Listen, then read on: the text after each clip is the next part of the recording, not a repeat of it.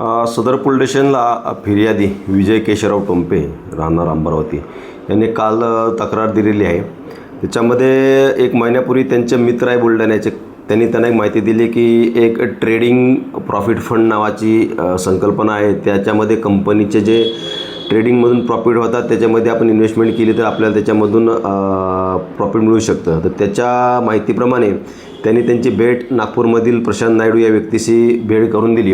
प्रशांत नायडूची आणि यातील फिर्यादी यांची भेट झाल्यानंतर फिर्यादीला त्यांनी ह्याच गोष्टी सांगितल्या की ट्रेडिंग प्रॉफिट फंड नावाचा फंड आहे, तो एक कंपनी आहे। त्या कंपनीसोबत आपण जर इन्व्हेस्टमेंट केली तर त्याच्यामधून आपल्याला 15 दिवसामध्ये 40% नफा मिळून जातो।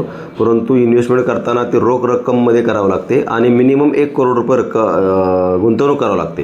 त्याच्यामध्ये त्यांना 1 करोड रुपये गुंतवणूक केल्यानंतर 40 लाख रुपये त्याच्यामध्ये 15 दिवसामध्ये प्रॉफिट मिळून देण्याचं आम्हीच दाखवलं। अमरावतीचे जे फिर्यादी त्यांच्याकडे एवढी रक्कम नसल्याने त्यांनी ती गोष्ट त्यांच्या इतर सहकारी मित्रांना सांगितली।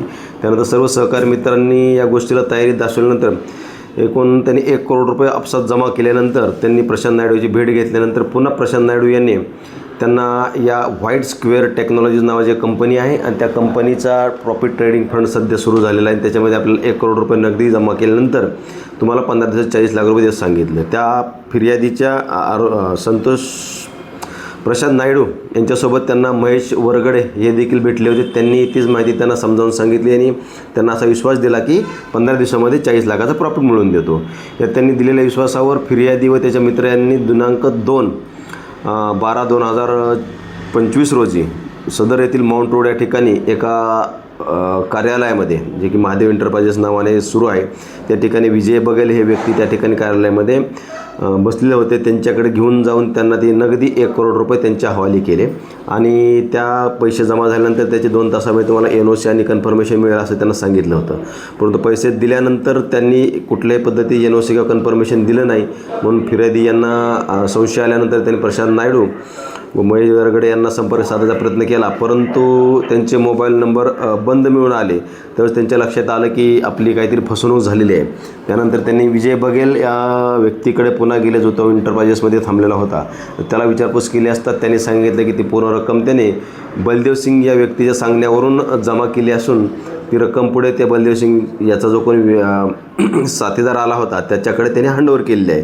अशा पद्धतीने एक पूर्ण रॅकेट एक संगनमताने सर्वांनी मिळून फिर्यादी व त्यांच्या मित्रांची फसवणूक केल्याचं त्यांच्या लक्षात आल्यानंतर त्यांच्या तक्रारीवरून सदर पोलीस स्टेशनला फसवणुकीचा गुन्हा दाखल आहे। गुन्ह्याच्या तपासामध्ये सुरुवातीला आम्ही विजय बघेल ज्यांनी ही रक्कम स्वीकारली होती त्यांना तपासकामी अटक केलेली आहे। अटक करून गुन्ह्याचा अधिक तपास त्यांच्याकडून करत असून त्यानंतर पुढील कारवाई करीत आहोत। या संपूर्ण तपासामध्ये याच्या जो आरोपी अटक आहे त्याच्या माहितीवरून तसंच फिर्यादीच्याच माहितीवरून इतर आरोपी वाढणार असतील, परंतु सध्या आरोपींच्या नावावरून त्यांच्यावरती काही पूर्व रेकॉर्ड असल्याचं सध्या दिसून आलेलं नाही आहे। संपूर्ण या घटनेचा प्रकार पाहिला असता लक्षात येतं की कुठल्याही इन्व्हेस्टमेंटमधून 15 दिवसामध्ये 40% एवढा प्रॉफिट होऊ शकत नाही। ही एक लॉजिकल गोष्ट असताना सुशिक्षित नागरिकसुद्धा एवढ्या मोठ्या रकमेची इन्व्हेस्टमेंट करतात लालच या गोष्टीसाठी। तर माझं आणि पोलीस प्रशासन एवढंच महत्त्वाचं सांगणं आहे की जी इलॉजिकल आहेत ज्या प्रॉफिट्स, त्याची जी कोण लालच देत असेल तर त्याच्यामध्ये तुम्ही इन्व्हेस्ट करू नका आणि इन्व्हेस्ट करताना सर्व गोष्टींची खात्री करा, सर्व गोष्ट पडताळणी करा आणि त्याच्यानंतर इन्व्हेस्टमेंट करा। सायबर क्राईम असेल किंवा अशा पद्धतीचे गुन्हे असेल याच्यामध्ये सर्वात महत्त्वाचा घटक हाच राहतो की समोरून जे आहे ते लालच दिली जाते इलॉजिकल प्रॉफिटची, आणि त्या प्रॉफिटच्या आशेवर आपण त्याच्यामध्ये इन्व्हेस्टमेंट करत असतो। तर प्रत्येकाने डोळे उघडून आपली इन्व्हेस्टमेंट करताना योग्य ठिकाणी इन्व्हेस्टमेंट करावी।